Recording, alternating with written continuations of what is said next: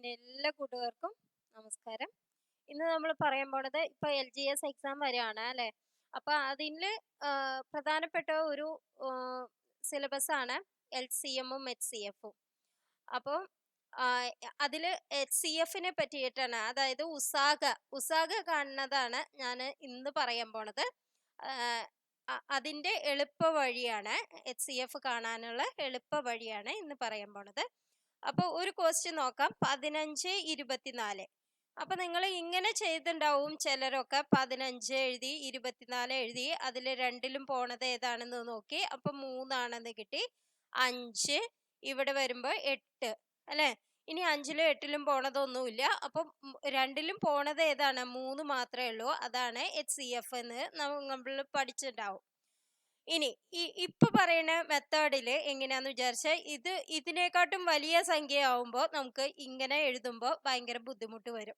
അപ്പൊ നമ്മൾ അതിന് ലോങ് ഡിവിഷൻ മെത്തേഡാണ് ഉപയോഗിക്കുക. ഇതിൽ ഏറ്റവും വലുത് ഏതാണ്? 24 ആണ് അല്ലെ? ആ 24-നെ പിന്നെയുള്ള സംഖ്യ കൊണ്ട് ഡിവൈഡ് ചെയ്യുക. 15 കൊണ്ട് ഡിവൈഡ് ചെയ്യുമ്പോൾ അപ്പൊ നമ്മൾ എന്ത് വരും? ഒരു പ്രാവശ്യം 15 എന്ന് വരും അല്ലെ? പിന്നെ 9 ബാക്കി വരിക. അപ്പൊ ഇനി ഇവിടെ എഴുതേണ്ടത് എന്താന്ന് വിചാരിച്ചാൽ, ഈ 15 ഇവിടെ എഴുതേണ്ടത്. അപ്പൊ ഇത് എത്ര പ്രാവശ്യം പോവും? 9 എത്ര പ്രാവശ്യം പോവും? ഒരു പ്രാവശ്യം. അപ്പൊ 9, 6 അല്ലെ? ഇനി ഇവിടെ എഴുതേണ്ടത് എന്താണ്? ഈ 9 ഇങ്ങോട്ട് എഴുതേണ്ടത്. അപ്പൊ 9, 9-ൽ 6 എത്ര പ്രാവശ്യം പോവും? ഒരു പ്രാവശ്യം അല്ലെ? 6. അപ്പൊ 3 എന്നുള്ളത് ഇവിടെ വരും അല്ലെ? അപ്പൊ ഇനി ഇവിടെ എഴുതേണ്ടത് എന്താണ്? 6 എന്നുള്ളതാണ്. അപ്പൊ ഇവിടെ എത്ര പ്രാവശ്യം വരും? 2 എന്നുള്ളത് വരും. അപ്പൊ ഏതാണ് ആൻസർ? ഈ ലാസ്റ്റ് കിട്ടണ ഇവിടത്തെ സംഖ്യയാണ് നമ്മുടെ HCF. അപ്പൊ ഇത് ഇപ്പൊ നിങ്ങൾക്ക് നോക്കുമ്പോ ഇത് ഭയങ്കര ബുദ്ധിമുട്ടായിട്ട് തോന്നും. പക്ഷെ വലിയ സംഖ്യ ആവുമ്പോൾ നമുക്ക് ഇതാണ് എളുപ്പമായിട്ട് വരുന്നത്. ഇനി അടുത്ത ഒരു ക്വസ്റ്റ്യൻ നോക്കാം. ഇപ്പോ 77-ഉം 110-ഉം അങ്ങനെ ഒരു ക്വസ്റ്റ്യൻ ഉണ്ടെന്ന് വിചാരിക്കാം. അപ്പൊ നമ്മൾ എന്താ ചെയ്യുക? വലിയ സംഖ്യ ഏതാ? 110. അതിനെ 77 കൊണ്ട് ഡിവൈഡ് ചെയ്യുക. അപ്പൊ എത്ര വരും? 77 തന്നെ വരും. അപ്പൊ ഇവിടെ എന്ത് വരും? ബാക്കി എന്ത് വരും? 3 അല്ലെ? 8 ആവുമ്പോ 3 വരും, 33. ഇനി ഇതിനെ ഇവിടെ ഡിവൈഡ് ചെയ്യേണ്ട സംഖ്യ ഏതാണ്? ഇവിടെ എഴുതിക്കണ സംഖ്യ. അപ്പൊ 77. അപ്പൊ എത്ര പ്രാവശ്യമാണ്? 2 പ്രാവശ്യം, 66 അല്ലെ? അപ്പൊ ഇനി എന്താ വരിക? 11 ഇവിടെ വരുന്നത്. അപ്പൊ ഇവിടെ വരേണ്ടത് 33 അല്ലെ? 33 11-ല് എത്ര 33-ല് 11 എത്ര പ്രാവശ്യം പോവും? 3 പ്രാവശ്യം. അപ്പൊ 33 0. അതായത് ഇവിടെ നമുക്ക് 0 കിട്ടണം. ആ 0 കിട്ടുമ്പോ ഇവിടെ വരുന്ന സംഖ്യയാണ് നമുക്ക് എന്തായിട്ട് പറയേണ്ടത്? HCF, അതായത് ഉസാഗയായി പറയേണ്ടത്. ഉസാഗ എന്ന് പറയുന്നത് ഇവിടെ എന്താണ്? അപ്പൊ 11 എന്നുള്ളതാണ് ആൻസർ ആയിട്ട് വരിക. അല്ലെങ്കിൽ നമ്മൾക്ക് മറ്റേ വഴിയിൽ കിട്ടുകയാണെന്ന് വെച്ചെങ്കിൽ, വേഗം കിട്ടുകയാണെന്ന് വെച്ചെങ്കിൽ അത് ചെയ്യാം. പക്ഷെ വേഗം കിട്ടാത്ത അവസ്ഥയിൽ നിങ്ങൾ ഇങ്ങനെയാണ് ചെയ്യേണ്ടത് എന്ന് പറയാം. അപ്പൊ 7 ഇവിടെ വരിക. ഇവിടെ വരും 10. 7-ലും 10-ലും പോണതൊന്നുമില്ല. അപ്പൊ 11 ഇതിന്റെ ആൻസർ എന്ന് കിട്ടി. അപ്പൊ ഇങ്ങനെ നമുക്ക് ചെയ്യാൻ പറ്റും.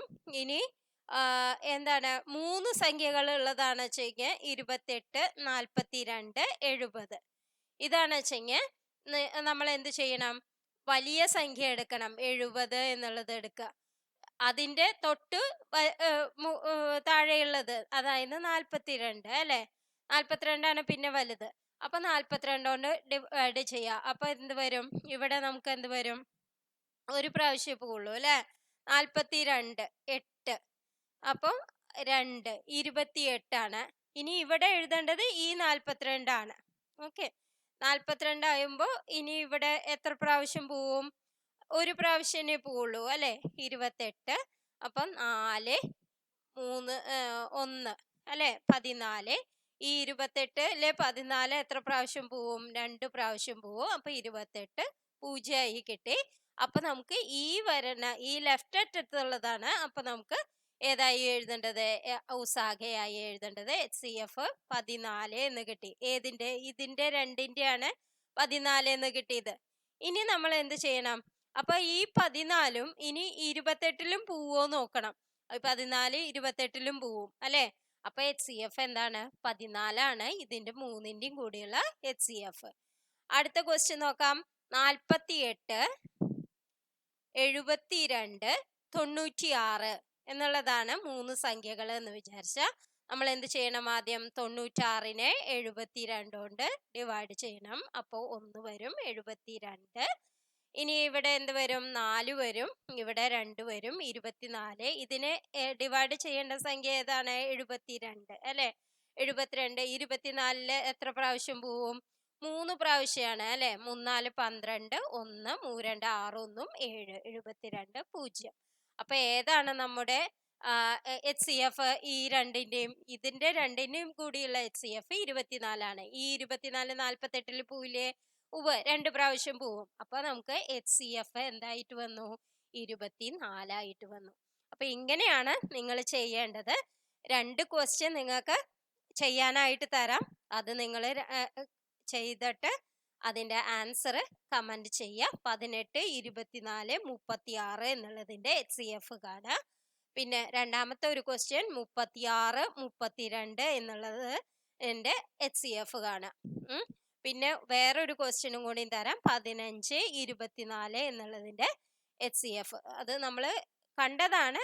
ഇനി ഒന്നും കൂടി നിങ്ങൾക്ക് കാണാം. അല്ലെങ്കിൽ 16 24 ആക്കിയോളൂ. 16 24. അപ്പൊ ഇന്നത്തെ വീഡിയോ നിങ്ങൾക്ക് എല്ലാവർക്കും ഇഷ്ടമായി എന്ന് വിചാരിക്കുന്നു. ഇനിയും കൂടുതൽ വീഡിയോകളുമായി നമുക്ക് അടുത്ത ക്ലാസ്സിൽ കാണാം. Thank you for watching.